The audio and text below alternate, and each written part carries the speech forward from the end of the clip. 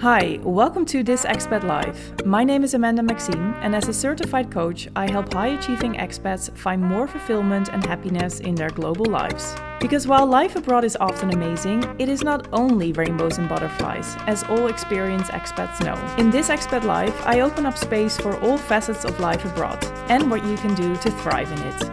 And to support you in your personal, professional, and geographic life transitions, I share tips, tell relatable stories, and connect with fellow expats. Whether you've just moved abroad or you are a seasoned expat, this Expat Life is your place to find real understanding and to grow from the inside out. Enjoy the show.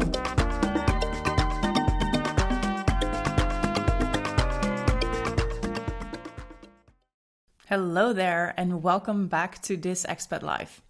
Today I want to share a little bit more about the 3 steps that you can take to a more fulfilling global life wherever you go. And the reason why I chose this topic was because I was talking to a really successful expat the other day in a discovery call. And this expat also turned into one of my coachees as I offer one-on-one coaching. And this expat told me, Amanda, I have more success and money than I ever dreamed of. Yet there is something missing in my life. I feel restless. I don't feel fulfilled. And I heard this expat and I thought, this is not the first time that I'm hearing it. And actually, I have felt that myself as well. When I was a diplomat, I worked at the Dutch Ministry of Foreign Affairs for 7 years. I was living a pretty successful life on the outside. I had everything I dreamt of. I had a really successful career, like a very prestigious one. Difficult to get into, with a very steady pay, and it's a permanent contract. It's really hard to get fired. So it offered a lot of security. It was also something very unique. Not a lot of people get to work in diplomacy. I was living in this amazing, beautiful, big house in Brazil. I was traveling a lot. So on the outside, my life looked perfect and I did enjoy all those perks. But on the inside, I wasn't fully happy. And I've shared about this in previous episodes, so I'm not going to share this whole story with you again. But if you're interested, you can go back to, I think it was pretty much in the beginning that I shared about my experience as a diplomat. I think it was number 6, episode 6. But I really recognized what this expat and all the other expats were telling me, that, yeah, you got everything you thought you ever wanted or that you once dreamt of. You've got really nothing to complain about. This is also something that I hear very often. They tell me I have this and that, yet I don't feel happy, but I don't feel like I can complain about it. And so you have all these things on the outside that are working well for you. Your job, your location, relationships, family. You're enjoying the host country. Maybe you have some free time to work on your personal growth or exercising or whatever. You got basically everything lined up for you, but there's a part of you that isn't happy in that life that you created. So since this expat was telling me this and it reminded me of other expats and of my own experience, I thought, I want to create an episode around this because we are not the only ones feeling this way from time to time. Although it has shifted a lot for me, but more about that later on. And the story of the expat actually touches upon something that I truly believe in, and that is that a real happy, fulfilled life comes from the inside out. But what is going on for most of us is that there's already a certain path carved out for us. And somewhere in our lives, we started walking on that path because it was the natural thing to do, the wise thing to do, or the thing that we at that moment thought we wanted to do. And so you started walking on that path, but you didn't really question it. And what I mean with that path is things like buying a house when you have a good job, getting that good job, that steady income as well. Maybe settling down with a partner and starting a family, or moving back home after a lot of years abroad. There are certain things in our lives, and I'm speaking mostly from my own experience and from the experience of my friends and my coachees and the people I have around me, that there are certain expectations from our family, from society, from ourselves, that we need to meet. So we need to buy that house because it's the wise thing to do. We need to settle down because we're mid-30. We need to start a family because that is a natural thing to do. we need to get that really well-paying job because that's what we studied for, right? So that is the path that I mean that we have started walking on. And, very often that path works totally fine for a lot of people. But for some, they come to realize at some point in their life that they are not on the right path. Or maybe they don't realize it yet, but somewhere on that path, they realize, I'm not as happy as I thought I would be. And I have all the money and all the success I ever dreamed of and even more. Yet there is a part of me that feels empty, restless, anxious, unhappy, unfulfilled. And my personal belief is that a lot of us have started walking on that path and then, they realize, okay, I'm not fully happy here. And it is because that path may not match who they truly are. That's how I see it. Now, I know most of you who are listening, you are not walking the beaten track of life because you are living abroad or you have lived abroad or you dream of going abroad. You are already more adventurous than most people. So you have found your own path. But even on that path, you still do certain things that are expected of you or that you think are just a wise thing to do or that you think, of course I want it because that is normal. So even on your more adventurous expat path, you might still find certain things on it that may not truly match with who you really are from the inside. And I believe that that mismatch is what is creating that unease, that unfulfillment, the restlessness, or just feeling like there's something missing. Now, this is not always about the path that we're on. I am also coaching someone who feels the same way, and they've come to realize it is because they don't really have any roots. They have been living abroad for so long. They had a difficult childhood, and they've kind of buried all their feelings about that childhood. And so they really lack certain roots. And now they find themselves abroad also being super successful, and they realize, yeah, but on the inside, I don't feel so steady. So it's not always about that path that there is a mismatch. Sometimes it's about something else. But very often, actually, it is that case that the path is not the right path for you, or that you need to take a slight detour, perhaps. And to use some examples, I've coached a lot of people who have come to realize the job that I'm doing pays well. I kind of am good at it. I sort of enjoy it, but I keep thinking about this dream that I have. And a few of them actually quit their jobs and changed their careers, which I'm so proud of. And for myself as well, I was living that fancy diplomat life, and I was pretty good at my job, I think. And I really was driven in it, but mostly by deadlines and pressure and just wanting to do well and also enjoying the work that I did to a certain degree. But deep inside, I realized this is not the path for me. But it's so damn hard to leave the golden cage if you're in it and it's comfortable. But yeah, if you continue going on that path, if you continue being in that golden cage, at some point in your life, you're going to realize this isn't making me happy. There's a large part of me that feels unfulfilled for a large part of the week, whether it's about your job, your location, the people around you, or just your life in general. And you're going to experience that restlessness and that unfulfilled feeling because of this mismatch.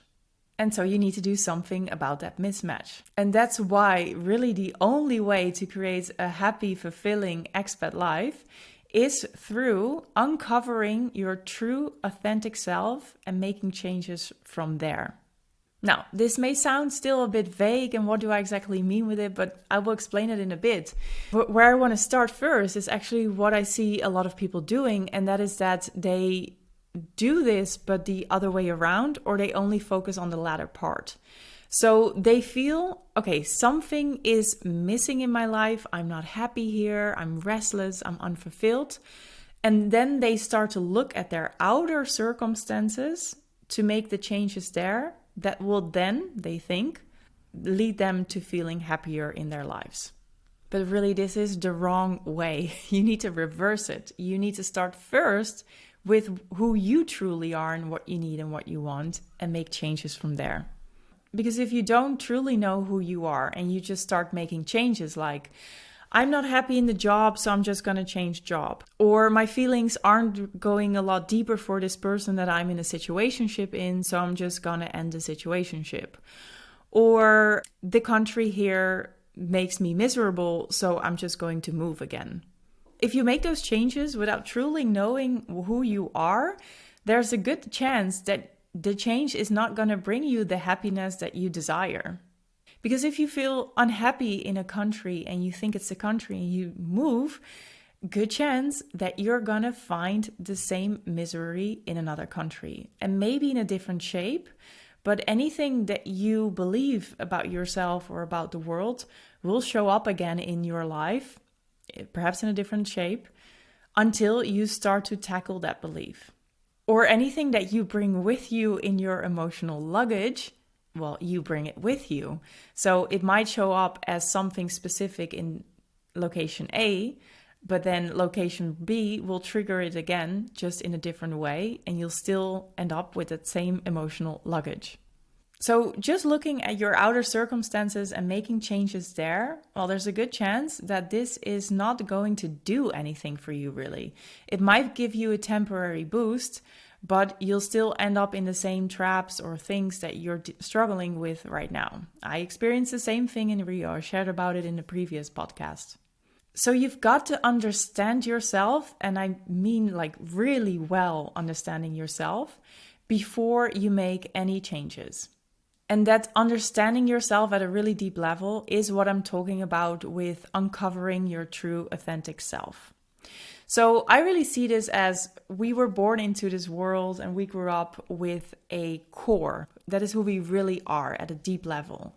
But throughout our lives, we added layers to it. And this is very normal because we go through life and we make mistakes or we learn things. And to protect ourselves, we put on certain masks, we add certain layers, or we learn certain behavior that is going to help us in the future to not make the same mistake. So maybe your core self is this really bubbly, sparkly, creative person, but you learn to dim your light a little bit because how you were shining it was too bright for a lot of people. They couldn't handle you.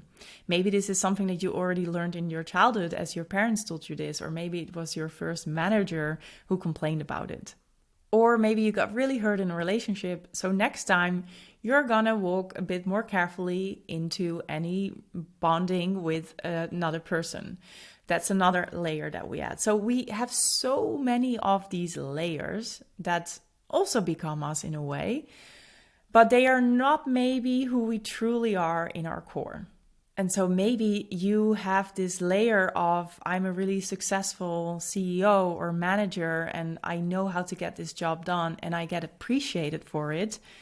But in your core, you might be this person who loves being wild and free and who wants to play a lot more. But you learned to put forward that part that gets appreciated a lot. So I believe that if you really want to create a more fulfilling life, you need to go back to that core. You need to uncover that true authentic self and make changes from there. Because those changes will be aligned with who you truly are. Instead of being incentivized or motivated by external things or external expectations. And to get to that more fulfilling life, I actually have 3 steps that you can take. The first one is radical acceptance of everything that you are. Now, you might hear this and think, but Amanda, I already do that. And I thought that too for a long time. And just recently, I was talking to another expat who is super successful, very ambitious. Wow, this person gets a lot done. And they know very well what their strengths and weaknesses are because they learned about that in their career. But in our conversations, this expat already realized, oh, there's actually a lot more to me that I wasn't aware of. And this is the acceptance that I'm talking about at this level. So that means your emotional luggage, for example. All the emotions that you've been carrying with you for so long. And specifically those that you have somehow found in your childhood. Because whatever happens in your childhood, that's like a blueprint for the rest of your life. And you can deviate from that blueprint, but it takes inner work. So it's about your emotions, it's about your patterns, but it's also about your desires and your dreams. Maybe things that you don't really share with others because you're ashamed of them. When I was a diplomat and I knew I wanted to change, I pretty much knew in what direction I was looking for. It wasn't super specific yet, but I had some ideas. And I felt really ashamed to share them with people because I was afraid people would laugh at them. And they actually did when I finally shared them. But if you don't honor those dreams and desires, like, it's really hard to align your actions with your true authentic self. So I'm also talking about your dreams and desires. And I'm talking about your subconscious beliefs, your thought loops that you're always in.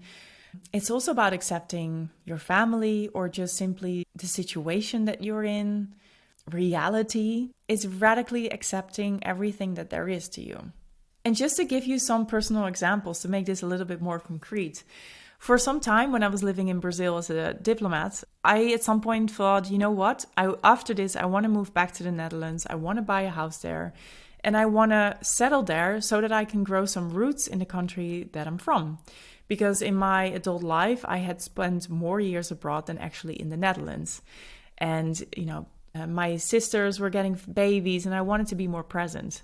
Or so I thought. And then I got here and I had a really hard time. Also because of a lot of things that were happening. Both my parents died and there were a lot of other bad things going on that have really impacted how I felt in those 3 years.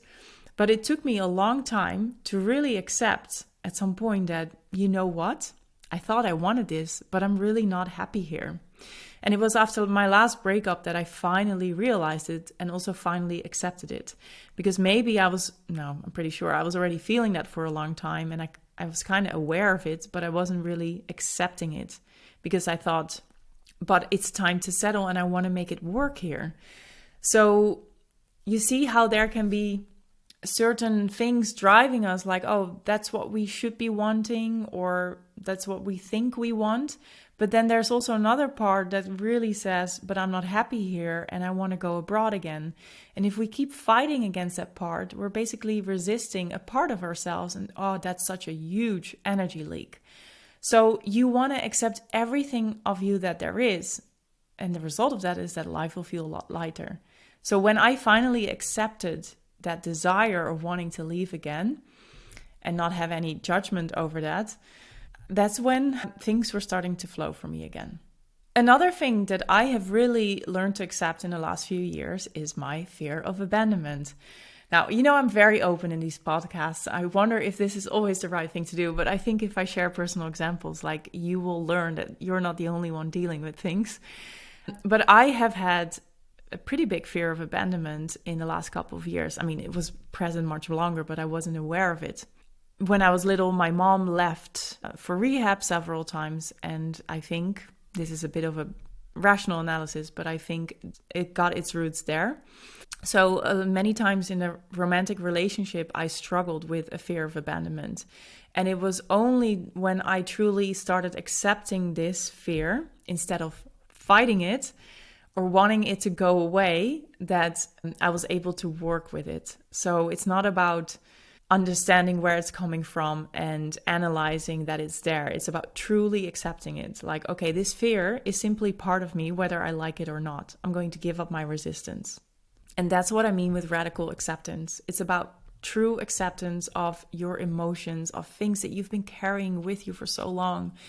And so many people, myself included, are so not aware for so long how much they are fighting these parts of themselves. And this is causing an internal struggle and the unease and the unfulfillment as well. And there's just so much resistance that we are having and we're losing so much energy over it. So truly accepting everything there is to you is the biggest step that you can take to really feel more fulfilled in your life. I can go on about this topic for so long, but I'm going to finish this first step here. But radical acceptance really, really is so key. The second step, I would say, is to create a home within, a certain steadiness that you feel inside of you. Because life is still life, no matter where you go. A lot of people back home often think that expat life is like a dream life because we live in a holiday destination or we just have a really exciting life from the outside. But life is still life, things still happen, and they're going to hurt us. And those waves will come. But if you have that strong inner core built on the radical acceptance of yourself, you'll learn how to ride those waves. So things going on at the office or in your job or with your manager or whatever else in the career, other issues in relationships or certain setbacks, you will feel them still. They're going to impact you somewhat, but the impact is going to be less if you have this strong inner core. I guess for a large part in my own expat life, I didn't have such a strong inner core. I was very good with my head. I'm very self-motivated. I'm really future-oriented and goal-oriented. So I always made everything work despite certain setbacks. But it was all based in the head. Like it was a very, rational, analysis-loving kind of energy with a lot of grit. And now I've also started to include all those emotions, as I was just saying. And I feel I have such a more holistically strong core that is really steady. So, for example, for the last couple of years, I have felt so happy. Almost every day I wake up happy. Now, my life isn't perfect. True happiness exists, but we don't feel it every day. I've also had things going on. But overall, I felt really good. And this was such a huge change from how I was as a diplomat, because I was miserable from Monday to Friday. And now, Monday to Monday, I am like, I'm happy, I'm energetic, I'm excited about what's to come. I'm proud of what I've reached. So overall, I feel really good. But then things happened last year and 2 years ago. So 2 years ago, my mom unexpectedly died. My mom and I didn't have a very good relationship. I didn't see her very often. But of course, this was still a huge impact. And it was a lot of grief and very complicated grief because of the complicated relationship. But because I had this strong inner core, I just felt, hey, I can carry this. Yes, it's impacting me. Yes, I feel so incredibly hurt. And it's I don't know what to do with this, it's that kind of feeling. But deep inside, I felt, but I will be okay. My life is going to be okay again. And it may not feel like that today, but it will get better soon again. And I just felt a really deep inner trust that I will be okay. I can rely on myself. I've got myself. I will be okay. And last year as well, when my relationship ended, this was also a huge blow to me. And I felt, I was really impacted by this. But again, I felt I'll be okay. I've got my beautiful inner core to rely on. And while this may be a big blow, this doesn't change anything about my worth or my value or who I am as a person. And even in all that grief and that pain, I could also still feel happiness. So that's what I mean with this strong inner core, this inner steadiness that you need to create. Because it gives you a greater sense of, I wouldn't say really control, because I don't believe we really control our lives. But it just gives you this sense of like, hey, I got you for yourself. And you aren't being toyed around by your external circumstances. Everything that is happening to you will still happen to you, but you're not subject to it all the time. You have agency over yourself. You have a certain autonomy about how you feel and something that you can always fall back on. And that steadiness within makes you feel good. And I believe that if you can really feel that, this is also going to help you live a more fulfilling life. Why? Well, one, because all those things happening outside of you are not going to just throw you around as if you are like in the shore with the big ocean waves coming at you and you're like thrown around in the water. No, you learn to ride the waves. And so this is already going to make you feel better. There's like a more optimistic outlook on life. You still feel good, even though so much is going on around you, because you have that inner space that is just really steady and good. And two, if you feel really steady and you feel like you can rely on yourself, this is also going to help you to take more courageous steps if you want to make any changes towards those dreams and desires, those scary moves. If you feel that strong inner core, it gets easier to make those bold moves. This has certainly helped me as well in changing my career 180 degrees.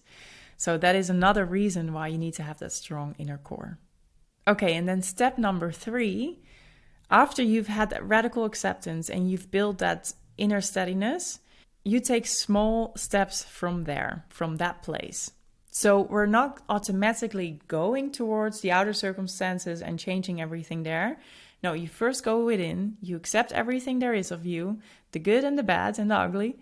You're going to create some inner steadiness, and then you're going to move forwards.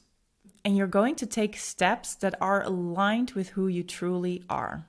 Because the more you can honor your true authentic self, the more fulfilled you're going to feel. But you actually have to do something about it, right? So it's great that you get to know yourself and how you tick and everything, and you create this inner steadiness, but you also need to move forwards. I really love this part, actually. And for a long time, I was taking a lot of steps, courageous moves, but they weren't always truly aligned with who I was. But right now, I've got that all aligned, and my life has changed so much for the better.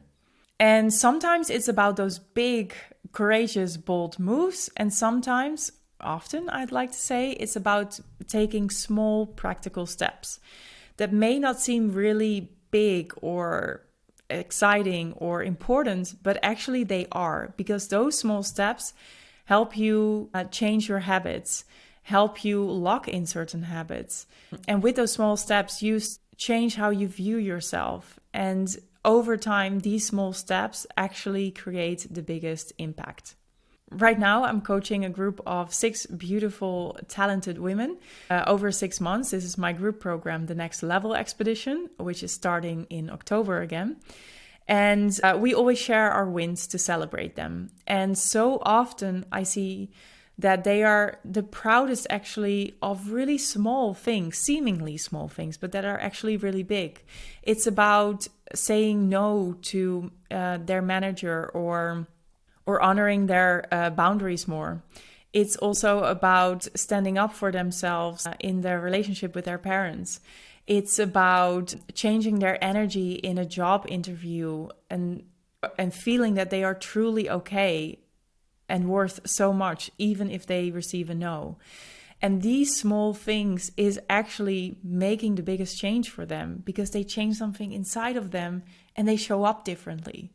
You can make those courageous moves, but if you don't see yourself in the same way, or if it's not aligned with who you truly are, they're going to change something, but it may feel a bit empty. And those small things that they change about themselves, they change routines that they've had for so long with them, patterns, habits, that is creating the biggest impact for them and helping them to go to their next level. So maybe for you as well, your next small step is going to be in saying no a lot more, because you are a people pleaser and you always want to make sure that everyone is happy. So you take on all the work or do the organization for the group trips, or you listen more than you talk in conversations, whatever. Maybe you realize, okay, I need to put myself on number 1 first. So I'm going to say no more often. Or maybe you need to open up in relationships about what you truly need. This is something that I had to learn as well, to also accept that fear that I was carrying with me, and to show a more vulnerable side of myself. That is a small step that I took and take continuously so that my relations can improve as well. Or maybe it's about really honoring that dream that you have. So my urge of going away again, when I was thinking I needed to grow roots here, I was really honoring it by taking steps on it. So I decided to move to Rio. I could have stayed here and thought, I just need another trip. Let me add some more micro adventures to my daily life. But then I wouldn't really be honoring that urge to go away again that I was also carrying with me. So see where you can make small moves that will help you towards a more fulfilling life. And this can be in the dreams and desire side. So maybe you feel unfulfilled because you feel like you're not really using your full potential and there's much more to you and you dream of things. Maybe it's about that. Or maybe it's about taking things out of your life that aren't good for you, people or habits or places or jobs or whatever. Or it's about opening more space for all those things that you bring with you all that time, but that you kind of hide for yourself and for others because you're ashamed of them, or you feel that people aren't interested in it, or there's no space for it, whatever. Gosh, we bring so many things with us from things that we learned in life in our adulthood. But make those small steps, because if you really want a more fulfilling life, you also need to take action on it. So just to summarize, 1, radical acceptance of everything that you are, and not only through your rational brain, but really also your emotions, taking a better look at patterns that you've been bringing with you, etc., etc. 2, creating this inner steadiness, a strong inner core, so you can learn how to ride the waves. And 3, taking small steps that are truly aligned with who you are. Those 3 elements are going to lead you towards a more fulfilling life wherever you go. Because once you stop focusing on the external circumstances, it doesn't really matter where you are, because you create that change from the inside out. And actually, these 3 elements is also what I work on with my one-on-one coachees. So I help high-achieving expats who somewhere in their life feel unfulfilled, whether that's in their career, their relationships, their patterns, or just a general sense of like, something isn't quite right here. I work one-on-one with them for 4 months, and these 3 elements are really part of the coaching journey. And the coaching journey is my coaching package. And I pay an equal amount to the 3 elements, although it kind of also depends on who I have in front of me.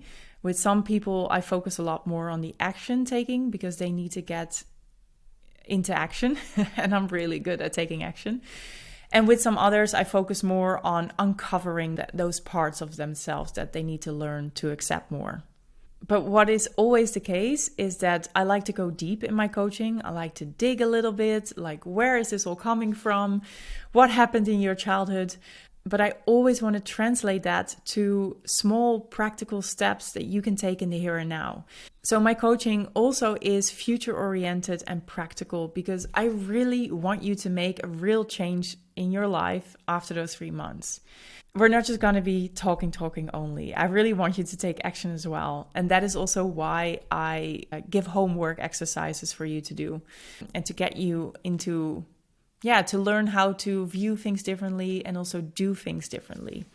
And sometimes this is about bigger, more courageous moves, but very often it's just about continuous practice, so that when something happens, a situation that usually triggers you into a fear, into complaining, into bitching to your partner, into going into freeze mode, that you learn that you can also choose another response, not just your automatic response to the trigger, but you can do something differently. And if you do that long enough or often enough, this is when you start to take that in as your new behavior that is serving you much more than the previous thing did.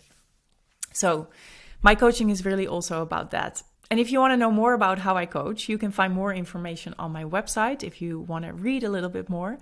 But we can also schedule a free discovery call. So right now I offer these, and they're really for you if you have been thinking about coaching, but you're not really sure if it's the right move for you, if your situation is the right one for coaching, because sometimes we need something else like therapy or mentoring. And if you and I have a match, that is also really important. So I offer free 45-minute discovery calls where we're going to look more into your situation. I'm going to ask you to share a bit more about what you're struggling with or what you want to change. And then I'm going to ask you a bunch of questions so that we can hopefully already get a bit deeper on what's really going on here.